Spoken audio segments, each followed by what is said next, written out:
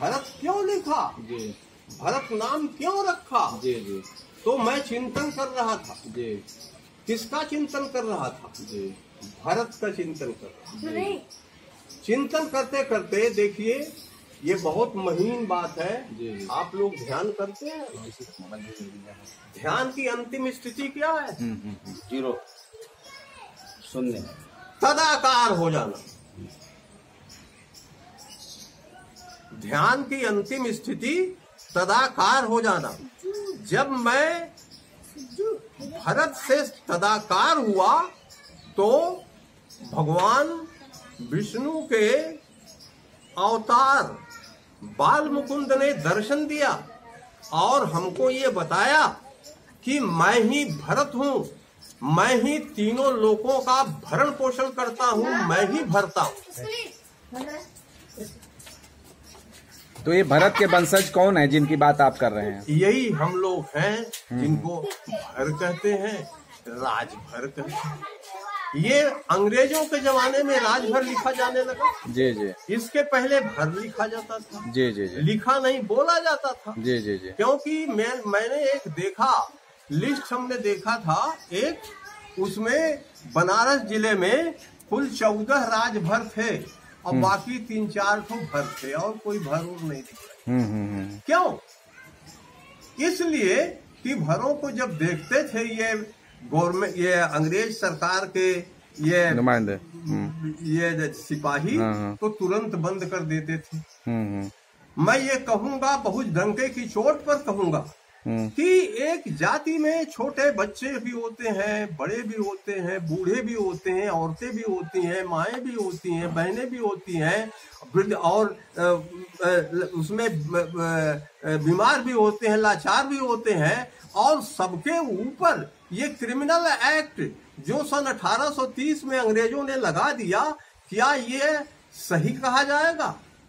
कि मैं तो कहूंगा कि ये मानवता के लिए अत्यंत ही, जितना इसकी भर्त्सना की जाए, निंदा की जाए, सब कम। तो ये जो भर हैं या राजभर हैं, इन्हें हम भार शिव छत्री के रूप में किस प्रकार जानते हैं? क्या आप कुछ बता सकते हैं? ऐसा है ना, इन्हें कैसे छत्री कहा जाए? देखिए ऐसा है मान्यवर कि ये जब ये कुषाण थे तो कुषाणों ने क्या चाल चला, क्या चला? कुछ लोगों को पैसा कौड़ी पद दे करके यहाँ पर धर्म ग्रंथ ऐसे ऐसे लिखवाए गए कि जनता कई टुकड़ों में बट जाए, और कई टुकड़ों में बट जाने से इस पर हम आसानी से राज्य करें। भरों ने इसको पहचाना, ये जनता बढ़ जाएगी तो फिर संगठित नहीं हो पाएगी और ये पूरा का पूरा देश जो है फिर गुलामी से उबर, तो भर फिर संगठित हुए। तो अमृतलाल नागर ने गदर के फूल में लिखा है कि इन्हीं भरों ने शिव का भार अपने कंधे पर धारण किया और भार शिव कहलाए, और इस देश से कुषाणों को मार मार कर खदेड़ कर बाहर किया। और क्या किया? इतना ही नहीं किया, पूरे देश को संगठित करने के लिए इन लोगों ने 28,000 ऋषियों का 88,000 ऋषियों का सम्मेलन नैमिषारण्य में बुलाया। उसमें तय हुआ कि पूरे देश में ये शिवलिंगों को, जो देश को जोड़ते हैं, जैसे काशी है, वो असम में है, बद्री केदारनाथ, सारे ज्योतिर्लिंग जितने हैं। हाँ, तो ये सब इन्हीं शिवलिंगों को पुनः ज्योतिर्लिंग के रूप में प्रतिष्ठित किया गया। ये भारतीयों ने किया। जी हाँ, गंगा जल चढ़ाने का काम उन्होंने ही शुरू किया, भारतीयों ने। अच्छा बाबू साहब, आप राजभर कह रहे हैं बार बार। हाँ। तो पहले भार शिव थे या भर थे? पहले भर थे। या पहले भर कब थे? भर तो ये मुगल लोग अपना कहने लगे। मुगल तो पहले थे, बाद नहीं आए, बाद में आए। मुगल तो बाद में आए ना। हाँ, लेकिन इसके पहले जो भरत थे ना, उसको ठेठ में लोग पहले भरत थे। भरत का ही नाम बिगड़ा हुआ भर। आपके अनुसार हर हाँ। भाषा में भ्रंश शब्द होते हैं। जी जी जी। तो उसमें भ्रंश शब्द है, वो टूटा हुआ शब्द है, लेकिन उसका अर्थ एक जो ही है। भरत थे वो छत्री थे कि भर थे? भर का अर्थ नहीं मिलता है। हाँ? भर का अर्थ नहीं मिलता है। भर किसमें आते हैं? अरे भर तो शुद्ध क्षत्रिय, चाहे पेट भर ले, चाहे गांव भर ले, चाहे खेत खलियान भर ले, चाहे सब कुछ भर ले, भरने वाला कौन होता है? राजा। तो भर छत्री है ना। अरे! हमारे कहने का मतलब क्या है? ये छत्री नहीं तो और दूसरा कौन है? लेकिन यही तो बतिया है। भर जौन है कहते हम छत्री है ना। ये उसको क्या जवाब दे गया के सारे भर जो है वो फेसबुक पे भी और यहाँ हर जगह लड़ रहे हैं हाँ। कि हमने भर है रहा भैया, हमने छत्री नहीं है। तो इसको क्या संदेश देंगे आप? आपका संदेश क्या है? समाज के नाम देखिए, संदेश देखिए संदेश ऐसा- दीजिए। क्या इधर देना देखिए, चाहते इधर हैं? आप ये देखिए बताइए। इधर। हाँ।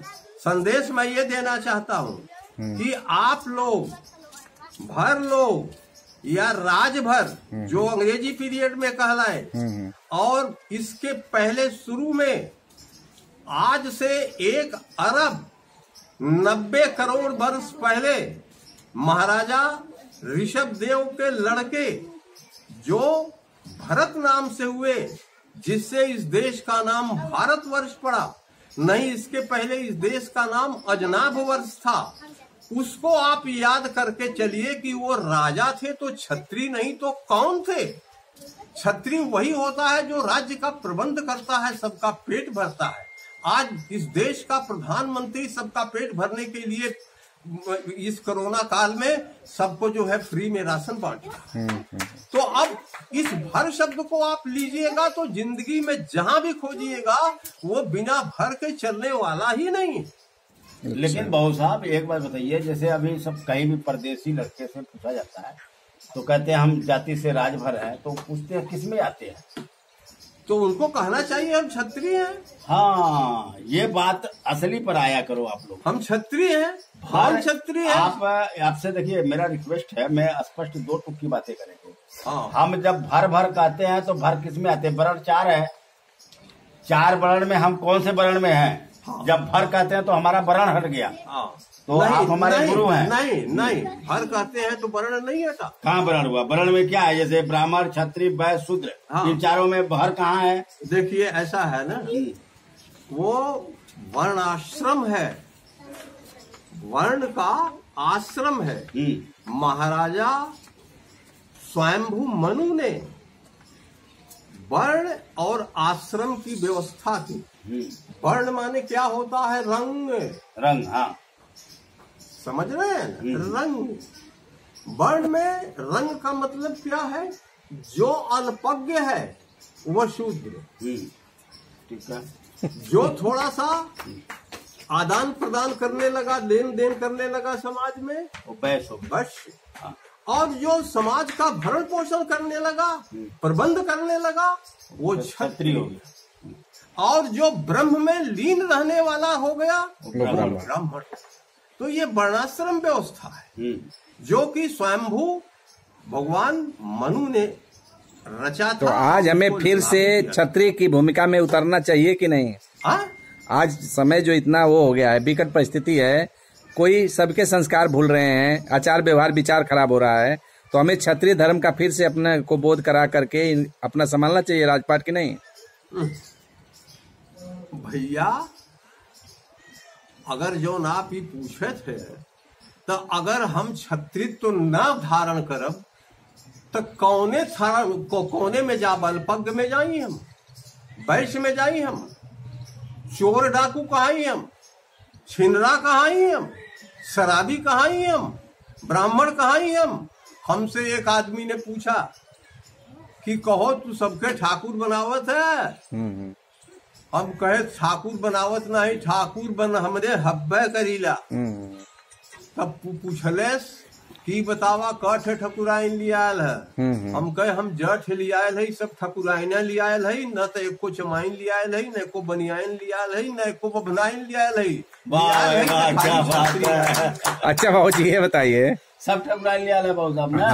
हाँ बाबू साहब सुनिए, एक बात बताइए कि ये जो आपने ठाकुर शब्द की बात कही, ठाकुर, हाँ। तो ठाकुर की जरा उसका अर्थ क्या है? जरा ठाकुर का स्वामी। अच्छा, ठाकुर मीन स्वामी। स्वामी मैं तो जानता हूँ तो कि कृष्ण मैं तो भगवान जानता को हूँ कि हमारे पूर्वजों है, समझ रहे हैं ना। हमारे पूर्वजों रुक जाओ, अरे का खुदा लगला बैठा।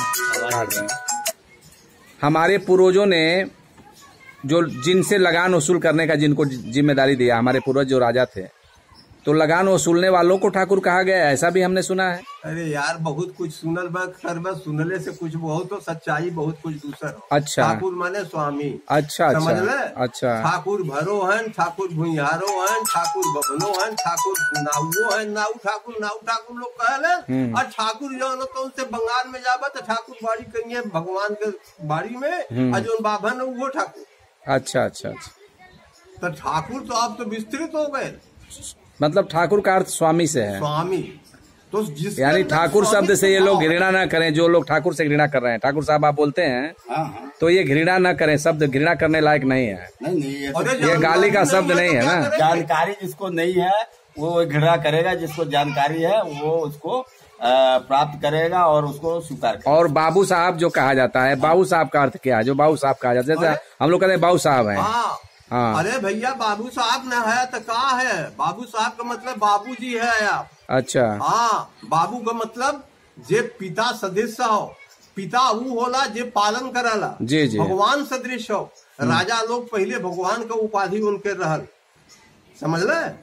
ऐसे जो हो तो उनसे त्वमेव माता च पिता त्वमेव विद्या द्रविड़म त्वमेव सर्वम मम देव, ये महाभारत में लिखा है ना। जी जी। तो इसमें लिखा है जी बाबू जी, ये तो है आपके दरवाजे पर जो वो लगा है, वो भगवान श्री कृष्ण जी को गीता में जो है कृष्ण का रथ हाँकते हुए दिखाया गया है। और आपके जो है दरवाजे पर जो है संस्कृत में श्लोक मंत्र लिखा है। तो बाबू जी, तो अब हम अपनी बात को विराम देते हैं। और आपने इतने बड़े भारशिव क्षत्रिय महासंघ की रचना में अपनी भूमिका निभाई। आपके श्री चरणों को हम प्रणाम करते हैं, जिनके पास कई वेद पुराण, कई ग्रंथ और उपनिषद, आपने कई ग्रंथ और उपनिषद रखे हुए हैं। और उसका अध्ययन करने के बाद आप जो है काफ़ी कुछ जानकारी प्रदान किए और बहुत से बुक भरे हुए हैं, आपके पुस्तक भरे हुए हैं, धर्म ग्रंथ भरे हुए हैं। तो इस पुनीत कार्य के लिए कि हमारे वंश को डूबने से आपने बचाने का कार्य किया, और हम लोगों को जो उपदेश दिया, जो हम लोगों को आदेश दिया, हम लोग उसका क्रमशः पालन करेंगे, आजीवन पालन करेंगे। धन्यवाद। आपके श्री चरणों को प्रणाम करते हैं।